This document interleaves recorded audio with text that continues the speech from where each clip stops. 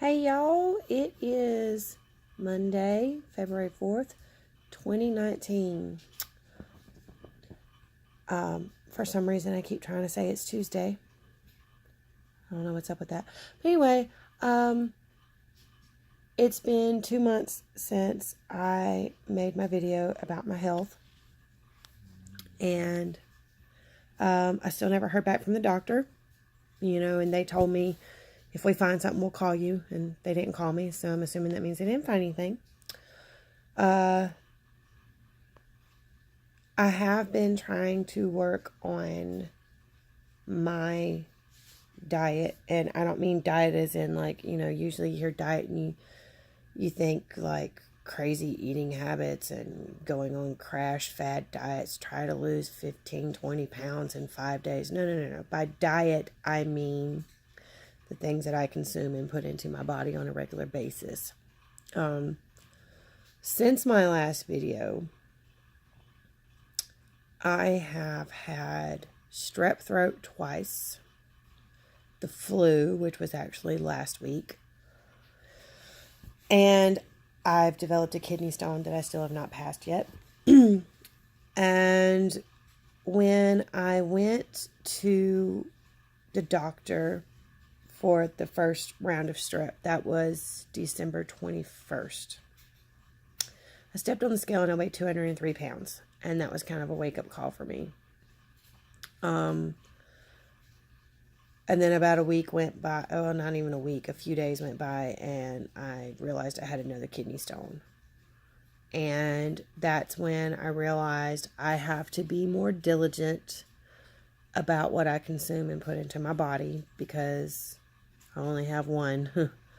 So I started trying to clean up the way I eat. I drastically reduced my soda content. Actually, there for a while, I got completely off of soda. I started eating cleaner. I've been eating semi-low carb. Not keto or any strict low carb like that, but I do try to be mindful of, what I eat. And I try to have balance. I do still eat like pasta and potatoes and stuff, but I try to eat it in moderation. I did reduce the amount of pork I consume. I didn't notice a change in inflammation right away, until one day I realized that I hadn't taken my anti-inflammatories or my muscle relaxers in a while. And I had a really bad inflammation day. So I took a muscle relaxer. And I'm not exactly sure how I put two and two together, but I started noticing that when I took the muscle relaxers, I had more inflammation and pain than when I don't. When I don't take the muscle relaxers, I have very low inflammation, but when I take them, it goes through the roof. So I quit taking the muscle relaxers, and I quit taking the anti-inflammatory. I started taking, the high dose of turmeric every day, and high dose of garlic, and a high dose of ginger, and I was taking my fish oil pill and everything, and I did really great for about a month and a half of remembering to take everything every day, because I'm terrible about remembering to take pills. I don't remember. I was doing great about what I was eating. I was doing great about what I was drinking. And then the second round of strep throat hit me, and I started craving comfort foods. And I got back on the soda really bad. Got back on not really watching what I eat. And then the flu hit and more comfort foods. So I have not been being diligent about my water intake. I haven't been diligent about watching the amount of sugar I consume. I haven't at all for about 3 or so weeks now. And it shows, because I lost from December 21st through about midway through January, I lost a total of 10 pounds. And then I gained probably 5 of those back. And I've managed to lose a couple more pounds. I'm down to a total weight loss as of last week of about 7.5 pounds. But some of them I've had to lose multiple times, and that's not pleasant. So tomorrow is weigh-in day. I'm not really looking forward to it because I can almost guarantee I've probably gained since last week. But tomorrow's weigh-in day, and it's a new day, and it's a good day to not dwell on my mistakes, but to just kind of brush myself off and start over and keep going, keep going at it. I mean, after all, it's a marathon. It's not a sprint race. I've got to remember to start taking my vitamins and everything every day. I noticed when I started getting real sick again all the time, I sat and I thought about it, and I realized that I have not been taking my vitamin D3, nor have I been taking my zinc or my vitamin C. I got really good about taking all of those every day, regardless if I remembered my fish oil pill or anything else. Every morning I took my zinc, my vitamin C, and my D3. And the amount of respiratory illnesses that I had drastically reduced. And on top of that, I was diffusing my essential oils every night and applying topically every day. I don't know if I've mentioned in any of my previous videos, but when I started using essential oils regularly, when I started, I was taking 5 different allergy medications every day. I was taking Zyrtec, Allegra, Claritin, Flonase, and Benadryl every day. I took the Benadryl at nighttime because it makes me sleepy. And then I took all the rest of them first thing in the morning. And if I did not do this, I could not function. And even while doing that, I was still miserable and having allergy problems. Like, it was really bad. And then I started using essential oils regularly and diffusing them every night. And I come off all 5 allergy medications and didn't have any more problems. Guess who's back on allergy medication again? I'm back on the Flonase, back on the Allegra. And I realized that all of the health practices that I put into place that was improving my quality of life, I've dropped the ball on them. So I'm getting back on it. I actually have a roll-on blend that I made for kidney stones that I've started using when I remember to use it. That's the part I don't remember. And I know everyone is probably thinking, oh, just set a reminder on your phone. Well, that's all fine and dandy. Except for I never really 100% positive when I'm going to be at home. I mean, I am, but I'll set a reminder on my phone and we'll see how it goes. Set a reminder every day, same time, take your medicine, take your vitamins, use your oils. So I've got to start back to diffusing every night. I've got to start remembering to apply my oils daily. I've got to start drinking my water again. I've got to get off the soda. I've done a lot better about eating clean. Like, dinner tonight was pork chops and asparagus and green peas. And I don't eat a lot of pork anymore. So when I do eat pork, I don't get, I don't suffer from really high inflammation. But I can tell I had pork for dinner tonight because I could feel inflammation in my left shoulder that was not there earlier today. So obviously pork is a trigger for me. But I'm not willing yet to completely give up pork because bacon is life. I love bacon. But anyway, so that's kind of where I'm at right now with my health. I will start back on the natural practices that I put into place and hopefully start seeing a difference. Hopefully when I drop some more weight, I'll notice a difference in my pain levels, which, I mean, don't get me wrong. When I posted that video back in December, I was having high pain days every day. Every day was misery. It was bad. And I don't have that anymore. I guess because of the health practices that I have put in place. But I've started noticing over the past couple weeks when I've been sick and not being careful with what I eat and everything, I have started noticing the pain and the inflammation coming back. I am going to be doing, I may have mentioned this in my last video, I don't remember, But I am going to be doing more research and looking more into the anti-inflammatory diet, researching foods that are definitely known triggers. I think I did mention this in my last video, because one of them is for sure and certain sugar, and that is my biggest problem. Soda, I have a love-hate relationship with it, because I love it so much, but it hates me. But yeah, I've got to do better. When you know better, you do better, right? So, things are going good. On the homestead, we had our first litter of the year born yesterday, and I posted a video of that. And then I went out there today and I counted them, and I posted a video of that. So we've got 8 baby rabbits in the box. I actually had 3 other rabbits that I had bred that were due around in the same time frame that did not deliver. And it's become a habit around here, breeding rabbits and them not taking. So I've been doing some research, and I realized I have been drastically overfeeding my rabbits for probably years.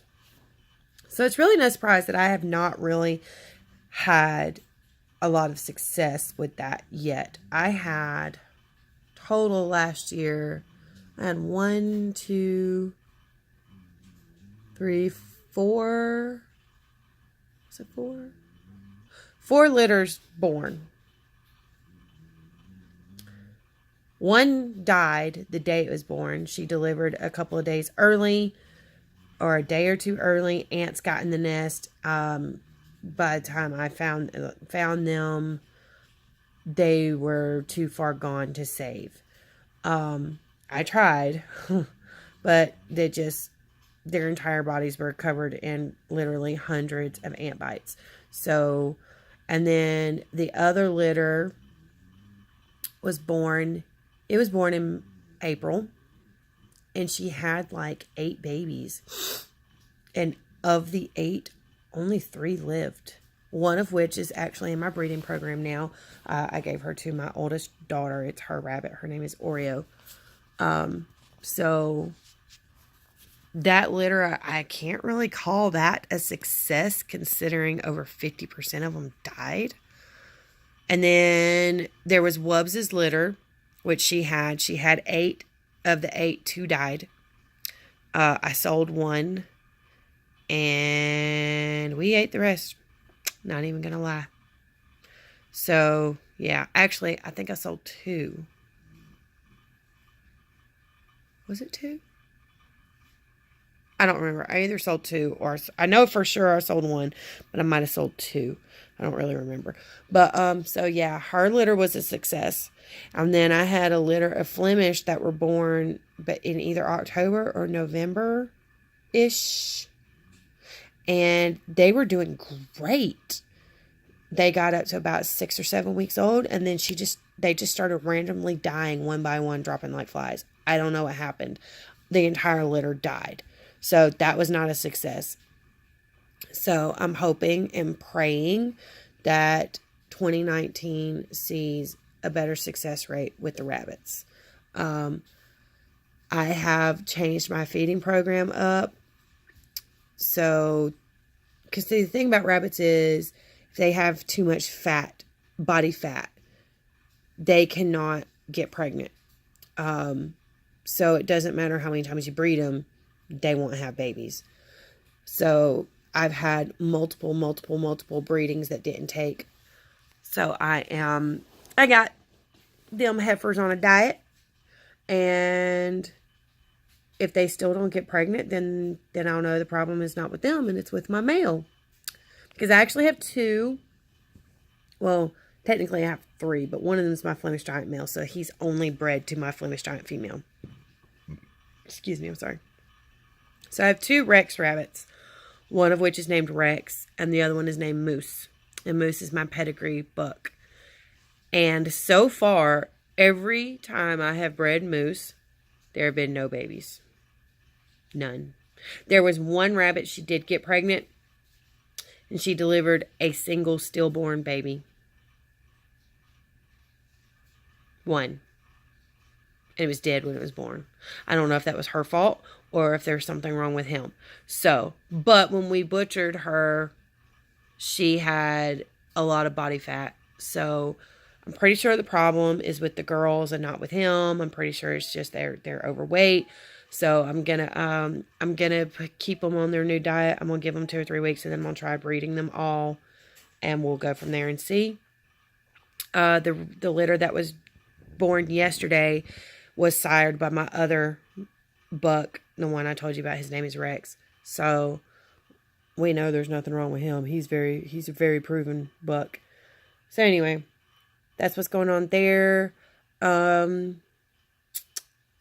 My male turkey, Jake, just disappeared. I brought home some new chickens a few weeks ago. Anytime I bring home new poultry, because I was letting my chickens free range for just months now. They free range. They went in the coop at night. They slept. And they wandered the yard during the day, and, everything was gravy. But whenever I introduce new birds, I keep them locked up for at least a week so that the new birds know where home is. The problem with Jake was Jake did not differentiate between turkey hens and chicken hens. If it was female, he loved it. And he killed quite a few of my chicken hens. So Jake could not stay in the coop while they were locked up. So I kicked him out. No big deal. He usually roosts on top of the coop, literally. So I kicked him out. It was a Monday night. I kicked him out. No big deal. He fussed for a little bit, and then he flew up, got on top of the coop, bedded down for the night. The next day, there was no sight of him anywhere. And 2 of my Buff Orpington hens had disappeared also, which was odd. At first, I thought they were broody somewhere, but they're not. We thought, okay, well, Jake, he'll come home. He didn't. It's been about 3 weeks now, maybe longer. He didn't come home. Over the course of about 2 weeks, 5 of my birds disappeared. 2 Buff Orpington hens, 2 roosters, and Jake. So, not sure what happened there. But I keep my birds locked up. They don't free range anymore. Because I don't know. It could be a predator. I don't know. So, just for their safety, I keep them locked up. I have 8 hens now. I get between 5 to 7 eggs a day, which is great, because just a month or so ago, I was getting, if I was lucky, 1 or 2 eggs every other day. But then all of a sudden, when I kicked Jake out of the coop and I kicked the 2 extra roosters out of the coop, they started laying like crazy. So I guess part of it was stress. Part of it was probably due to the winter months and molting season. But boy, whatever happened, they're laying machines again, and I'm thankful for that. Started a garden. I started some seeds. I built a little indoor greenhouse on February 1st, and I planted them, and they are doing so good. I'm so impressed. When I get paid this week, I'm going to go buy some more seeds and start some more. I'm doing a little bit every week. I do intend to have a garden this year. I'm going to do raised beds, and I'm toying with the idea of building some arbors, like a arch type thing out of some cow panels to grow my cucumbers and my squash and my zucchinis and stuff like that on, and like some green beans. If it's viney, it's going to be growing on cow panels. I'm doing everything in containers because I don't have a tiller, and I don't feel like dealing with it in the ground, to be honest. I haven't had a garden since 2016. Not because I didn't want to, but a lot of it was with all the health issues I was having. I couldn't really get outside and get down on the ground and, pull weeds and everything and go outside and harvest what we were growing. And since my hysterectomy last year, my quality of life has drastically improved. Now I just got to get my joint pain under control. But I'm working on it. So I'm really excited for my little bitty homestead. It's coming along. I'm excited for what opportunities 2019 holds. We're, fingers crossed, definitely starting bees this year. I'm so excited. I've been waiting for so long. I've been wanting to do bees since the spring of 2014. And it is now 2019. So my birthday is this Thursday. I will be 32. And if you would have told me 9 years ago when I met my husband that this was the life that I would be leading, that I would want to lead this life, I would have called you crazy. I would have been like, there's no way. So yeah, I'm excited. I really feel like God's going to bless Sandy Creek this year. I intend to do a lot of gardening. I intend to, can up and freeze up, put up the stuff that we grow. Hopefully I figured out the problem with the rabbits so that they will do what rabbits do. By the way, yes, I'm a rabbit breeder. No, they do not breed like rabbits, contrary to popular belief. In fact, they seem to look for every excuse not to breed. But we are planning to move and be moved in by Christmas. Our other property that we own, the one that actually inspired the name, the Sandy Creek, because it's got a natural creek that runs through it with some really high sandy creek beds. We are remodeling that house. And the goal is to be moved in by or before Christmas. Personally, I would prefer to be moved in by or before Thanksgiving. But definitely before Christmas. So we have ideas for how we want to set the rabbitry up out there. That is where the honeybees will go, which even if we hadn't been moving out there, that was always the intention, was to put them out there once we bought that property, because it's 1.8 acres and most of it is woods, but there is a nice clearing in the middle of the woods. It gets plenty of sunshine and everything. It's right there beside the creek. The creek's not very deep. It's just maybe an inch, couple inches deep in most places. So the bees would have source of natural water, blah, blah, blah, blah, blah. So, we have some ideas of how we want to set the rabbitry up out there. And one of the things that I'm going to implement for the summertime is fans. My buddy Nick, they have fans set up on their rabbitry that are set up on a timer, and they only plug them in during the summer months.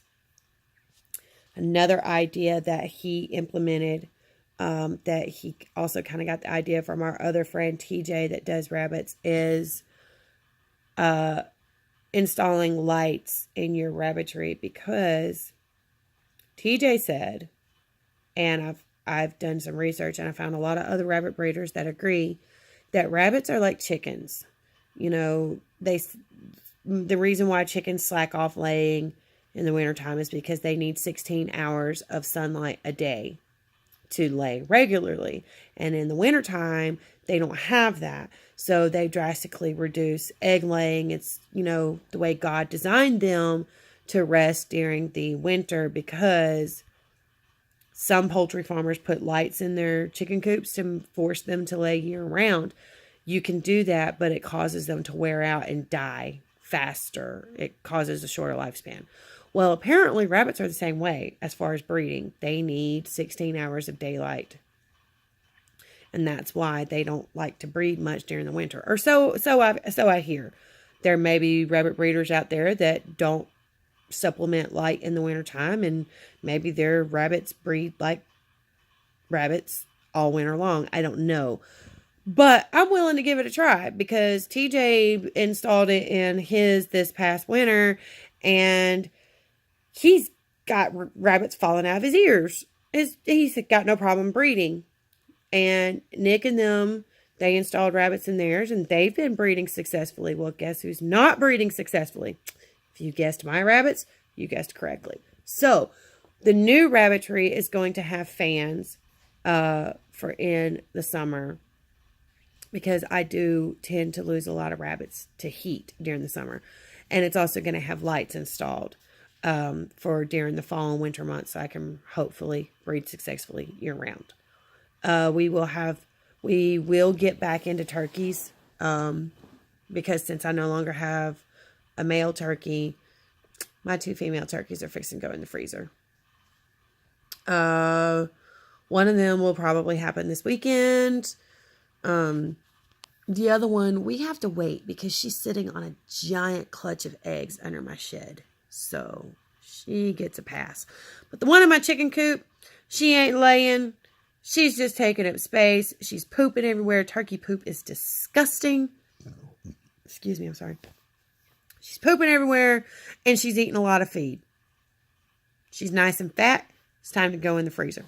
So, once we get moved next spring, we will do turkeys again. And they will have their own separate coop. They will not be cooped up with my chickens. They will be separate all by themselves. Once we get moved, I'm hoping to eventually convince the husband to let me do ducks again. He won't let me do it here because ducks are gross. Oh, goodness, are they gross. And he just isn't, we're not really set up for ducks. We're just not. So hopefully once we get moved and get settled, maybe next spring or the spring after, I can convince him to let me have ducks. But for right now, that's another reason I'm doing container growing this year, is because I wanted raised garden beds. My best friend, Regina, her husband, Nick, built her some last year, some raised beds out of cinder blocks, and they are amazing. And I told my husband I wanted some this year, and he said, okay. Well, I told him not to worry about it because since we're going to be moving, there's no point in spending the money to set them up just to have to tear them down and move them again, because that's a bunch of hassle. And I don't feel like dealing with it. And I know he don't either. So, next year, I will have my raised garden beds made out of cinder blocks. So, for this year, I'm container growing. I'm probably going to be growing in, like, Rubbermaid totes. I'm going to grow my tomatoes in 5-gallon buckets. And, yeah.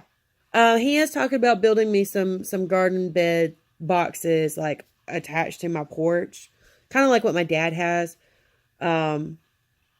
Which means he finally gets to pull up the bushes in front of the front porch that he hates. And he's been begging me for 5 years to let him rip them up. And I said no. So, yeah. He's going to rip those up for me and build me some boxes there. So I can garden there. And then that way, because eventually once we move, we're either going to sell this house or rent it out. Probably rent it out. I don't know.